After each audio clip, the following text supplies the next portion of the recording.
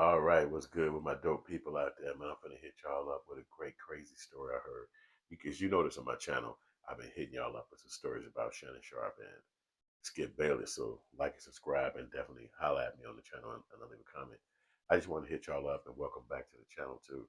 But what's going on crazy is that Shannon Sharpe finally left the show today. And I don't want to judge the brother, but he started crying and doing all this stuff on the show that was a little odd to me. I didn't like that. The hell are you crying about? People leave jobs all the time. Now, in fairness, I do understand that he is richer and his life is way better than what it used to be. So I get that.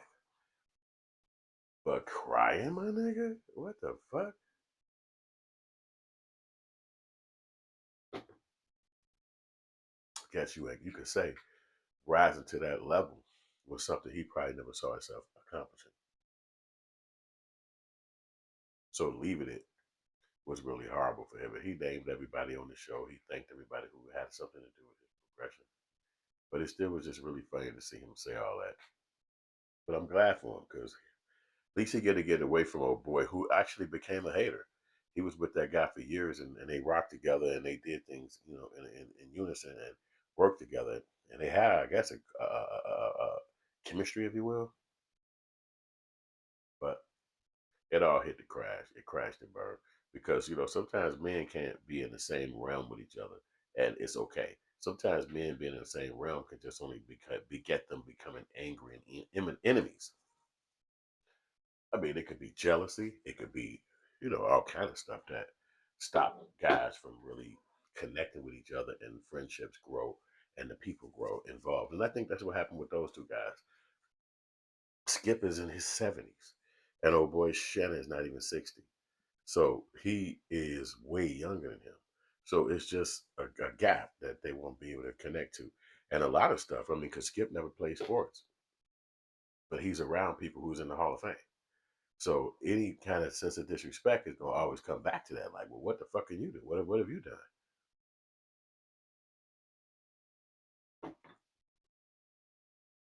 But like any job, you don't really get to talk that kind of shit to your boss. You don't get to ask your boss, well, what have you done? Your boss gonna be like, what the fuck you talking about? It's my operation. And that's exactly what Skip did. Skip built that operation. So it's kind of disrespectful for him to say, what have you done? Well, you will have a job if it wasn't for me. And the NFL couldn't get you up in ESPN and first tell FS1, wherever they were. So it's just one of those things where sometimes when you grow, you got to kind of just separate. And even though we were definitely all fans of them and watched the progress that they show, as men, they grew and they had to change up.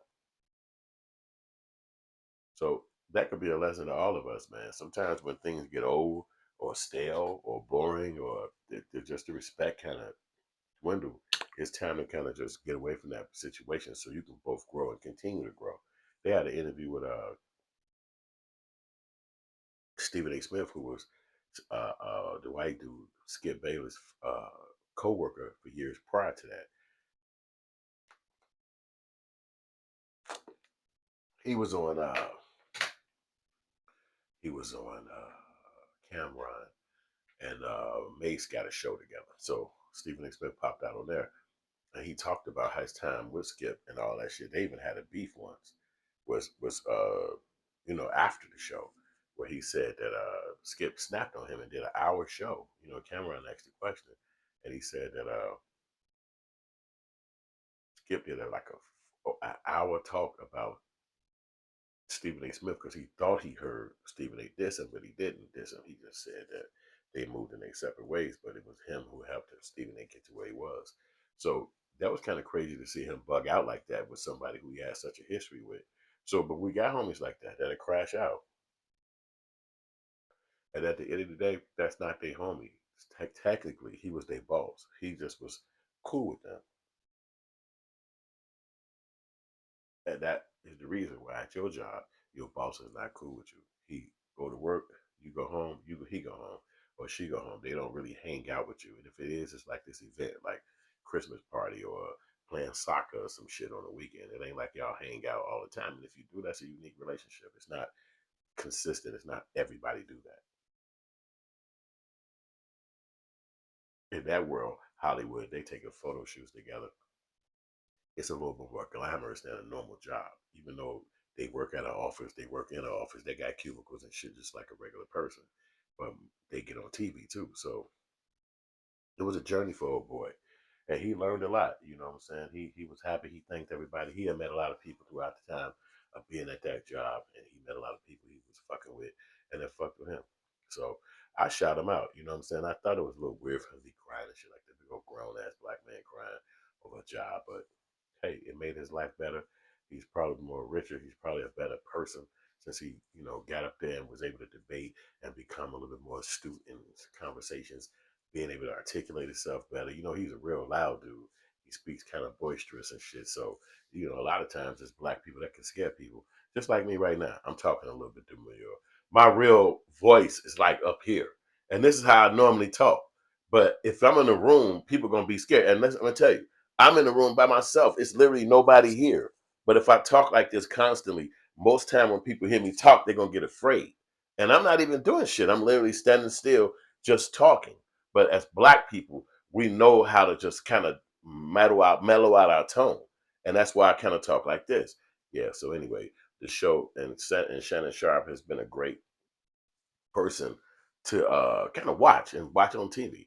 You know what I'm saying? But you can let me know in the comment section which voice you that appeals to you. Do you like me just being my regular self, just talking like this, or just being you self where I talk with my voice? I'm not even like projecting my voice. It's like my normal tone. There's nobody around me.